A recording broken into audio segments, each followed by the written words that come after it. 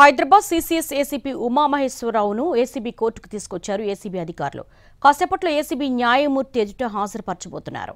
ఉమామహేశ్వర అవినీతి అక్రమాలు ఒక్కొక్కటిగా బయటపడుతున్నాయి. బంజారాహిల్స్లోని ఏసీబీ ప్రధాన కార్యాలయంలో ఏసీపీ ఉమామహేశ్వరరావును ప్రశ్నించారు అధికారులు. ఇప్పటివరకు స్వాధీనం చేసుకున్న డాక్యుమెంట్స్ గురించి ఆరా తీస్తున్నారు. సీసీఎస్లో ఉన్న ఏసీపీ ఉమామహేశ్వరరావు ఛాంబర్లో కొన్ని ఫైల్స్ ను కూడా ఏసీబీ స్వాధీనం చేసుకుంది. ఆ కేసు వివరాలపై కూడా ఆరా తీశారు. అయితే నిన్నటి నుంచి ఉమామహేశ్వరరావు ఏసీబీ విచారణకు సహకరించడం లేదని అంటున్నారు దర్యాప్తు అధికారులు.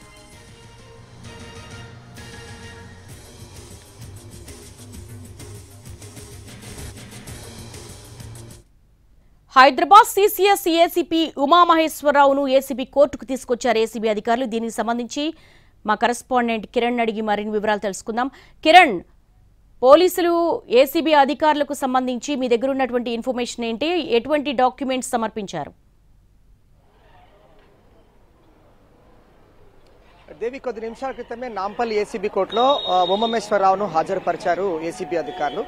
అయితే ఒకవేళ ఉమామహేశ్వరరావుకు సంబంధించి న్యాయవాది బెయిల్ పిటిషన్ కనుక దాఖలు చేస్తే లీగల్ ప్రొసీడింగ్స్ లో భాగంగా ఏసీబీ అధికారులు కూడా కస్టడీ కోరే అవకాశం ఉంటుంది. సో ప్రస్తుతం అయితే ఏసీబీ కోర్టులో ఉమామహేశ్వరరావు హాజరుపరిచారు. మరికొద్దిసేపట్లో ఇటు న్యాయమూర్తి కూడా దీనిపైన తీర్పు విధించే అవకాశం ఉంటుంది. అయితే ఉమామహేశ్వరరావును కూడా గడిచిన కొద్ది గంటలుగా అతను విచారించారు. నిన్నంతటి కూడా చాలా సుదీర్ఘంగా ఉమామహేశ్వరరావును ఇంట్లోనూ అలాగే పలు ప్రాంతాల్లో అంటే తెలుగు రాష్ట్రాల్లో 14 ప్రాంతాల్లో ఒక కాలంలో సోదాలు జరిపారు.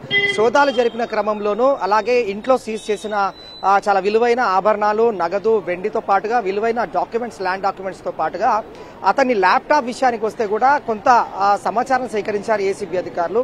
ఇందులో విషయానికి వస్తే సందీప్ అనే ఎవరైతే పోలీసు కొంతమంది అధికారులతో కూడా కొన్ని బినామీకి సంబంధించిన వ్యాపారాలు నిర్వహించారు ఉమామహేశ్వరరావు అని చెప్పి ఏసీపీ అధికారులు కూడా కనుగొన్నారు. అలాగే ఇటు ఏసీపీ ఇబ్రహీంపట్నంగా ఉన్నప్పుడు కూడా కొన్ని ల్యాండ్ సెటిల్మెంట్లో తలదూర్చారు, కొన్ని కేసులను కూడా నీరుగార్చారు. అలాగే కొంతమంది బాధితులు ఎవరైతే వస్తారో వారిని కూడా వేధిస్తూ అక్కడి నుంచి కూడా అక్రమంగా వారి నుంచి లావాదేవీలు జరిపారనేది ఏసీపీ అధికారుల దృష్టికి వచ్చింది. అయితే ఏసీబీ అధికారుల దృష్టికి కూడా Banjara Hills road number 12లోని main head office లో కూడా కొంతమంది ఇబ్రహీంపట్నం నుంచి కూడా బాధితులు వచ్చారు, ఉమామహేశ్వరరావు పైన ఫిర్యాదు చేశారు. ఇతను ఏసీపీ అధికారిగా ఇబ్రహీంపట్నంలో ఉన్నప్పుడు తమను వేధించారు, కొన్ని ల్యాండ్కు సంబంధించిన వ్యవహారంలోనూ తలదూర్చారనేది కొంతమంది కూడా ఫిర్యాదు చేశారు. అతనితో పాటుగా సీసీఎస్ సంబంధించి సెంట్రల్ క్రైమ్ స్టేషన్ లో కూడా ఇతను దర్యాప్తు అధికారిగా ఉన్నాడు కాబట్టి వాటికి సంబంధించిన కొన్ని కీలకమైన ఫైల్స్ కూడా దర్యాప్తు సంబంధించిన ఫైల్స్ కూడా ఏసీబీ అధికారులు సీజ్ చేసినట్టుగా తెలుస్తోంది. ల్యాప్టాప్ అలాగే ఈ ఫైల్స్ తో పాటుగా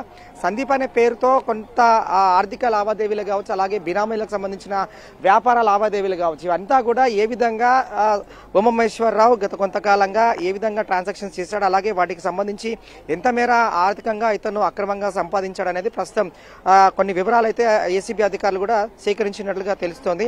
ఓవరాల్ గా 3 సార్లు అంటే ఇతని సర్వీస్ అంతా కూడా 3 సార్లు సస్పెండ్ అయ్యాడు. అయినప్పటికీ కూడా సెంట్రల్ క్రైమ్ స్టేషన్ లో అసిస్టెంట్ కమిషనర్ ఆఫ్ పోలీస్ గా ఉమామహేశ్వరరావు ఒక కీలకమైన కేసులో దర్యాప్తు అధికారిగా ఉన్నాడు. సాహితీ ఇన్ఫ్రాటెక్ సంబంధించిన ఒక ఫ్రాడ్ కేసులో 900 కోట్ల రూపాయలకు సంబంధించిన ఫ్రాడ్ కేసులో అక్యూజ్డ్ కి అతను సహకరించారు.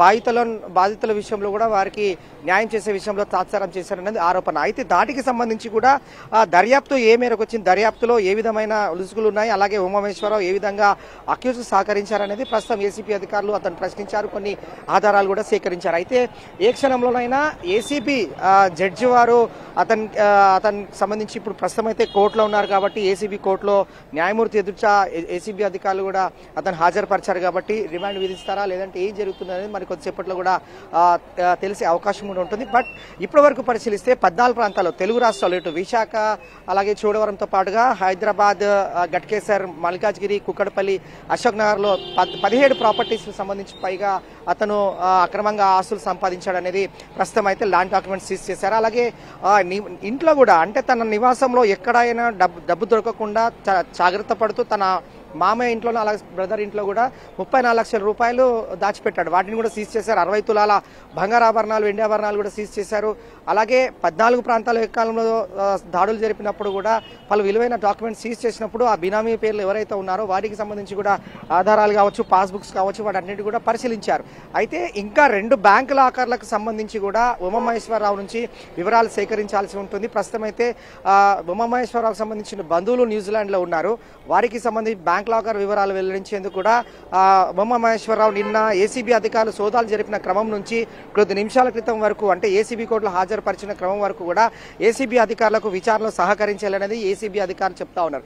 అయితే ఈ 2 బ్యాంకు లాకర్లను కూడా ఓపెన్ చేయాల్సి ఉంటుంది కాబట్టి ఇతను వివరాలు వెల్లడించలేదు కాబట్టి బ్యాంక్ అధికారులకు కూడా ఒక నోటీస్ కూడా ఇచ్చే అవకాశం కూడా ఉంటుంది. అంటే వాటిని ఫ్రీజ్ చేయాలని చెప్పి. అయితే వాటిని కూడా ఓపెన్ చేసేందుకు అలాగే ఈ కేసు ఇంకా మరికొంత సమాచారం రాబట్టాల్సి ఉంటుంది కాబట్టి అలాగే ఇంకా ఎంత మేర అక్రమ ఆస్తులు సంపాదించారనేది తెలియాల్సి ఉంటుంది కాబట్టి కస్టడీ కోరే అవకాశం కూడా కనిపిస్తుంది.